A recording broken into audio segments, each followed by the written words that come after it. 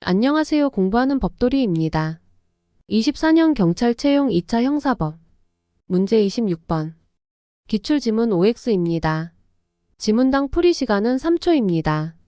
1번 지문입니다. 공무집행방해죄는 공무원에 적법한 공무집행을 전제로 하는데 추상적인 권한에 속하는 공무원의 어떠한 공무집행이 적법한지 여부는 행위 당시의 구체적 상황에 기하여 객관적, 합리적으로 판단하여야 하고 사후적으로 순수한 객관적 기준에서 판단할 것은 아니다. 정답은 O입니다.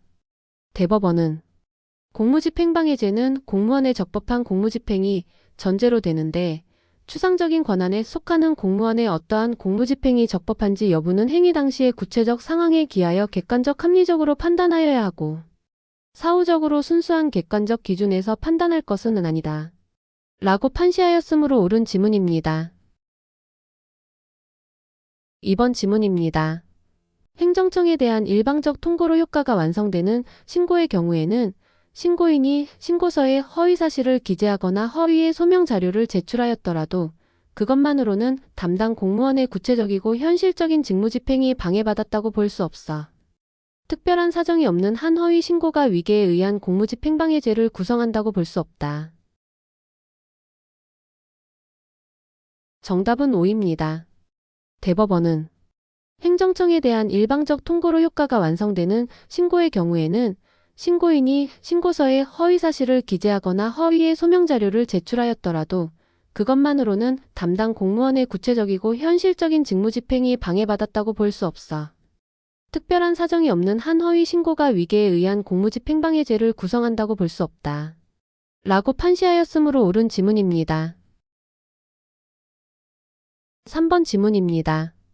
피고인들이 불법적인 농성을 계속하다가 관할 구청이 행정대집행으로 농성장소에 있던 물건을 치웠음에도 피고인들이 이에 대한 항의의 일환으로 집회를 개최하려고 하자 또다시 같은 장소를 점거하고 물건을 다시 비치하는 것을 막기 위해 출동하여 농성장소를 미리 둘러싼 경찰관들이 농성장소 진입을 소극적으로 제지하는 과정에서 피고인들이 경찰관들을 밀치는 등 유형력을 행사한 행위는 공무집행방해죄를 구성한다. 정답은 O입니다. 대법원은 불법적으로 점거한 뒤 천막분향소 등을 설치하고 농성을 계속하다가 관할 구청이 행정대집행으로 농성장소에 있던 물건을 치웠음에도 대책위 관계자들이 이에 대한 항의의 일환으로 기자회견, 명목의 집회를 개최하려고 하자 출동한 경찰 병력이 농성장소를 둘러싼 채 대책위 관계자들의 농성장소 진입을 제지하는 과정에서 피고인들이 경찰관을 밀치는 등으로 공무집행을 방해하였다는 내용으로 기소된 사안에서 경찰의 농성장소에 대한 점거와 대책위의 집회 개최를 제지한 직무집행이 위법한 공무집행이라고 본 원심 판단의 법리오해의 잘못이 있다. 라고 판시하였으므로 옳은 지문입니다.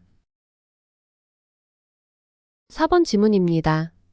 시청 청산의 주민생활복지과 사무실에서 소란을 피우던 갑을 소속 공무원 A가 제지하며 밖으로 데리고 나가려 하자 갑이 A를 폭행한 경우 민원 상담을 시도한 순간부터 민원 상담 시도를 종료한 순간까지만 소속 공무원의 직무 범위인 민원 업무에 해당하는 것이므로 갑을 사무실에서 퇴거시키는 등의 후속 조치는 직무 범위에 포함되지 않는다고 할 것이므로 공무집행방해죄를 구성하지 않는다.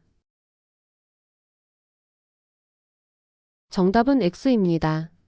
대법원은 시청 주민생활복지과 소속 공무원이 주민생활복지과 사무실에 방문한 피고인에게 민원 내용을 물어보며 민원 상담을 시도한 행위, 피고인의 욕설과 소란으로 인해 정상적인 민원 상담이 이루어지지 아니하고 다른 민원 업무 처리에 장애가 발생하는 상황이 지속되자 피고인을 사무실 밖으로 데리고 나간 행위는 민원 안내 업무와 관련된 일련의 직무 수행으로 포괄하여 파악함이 상당하다.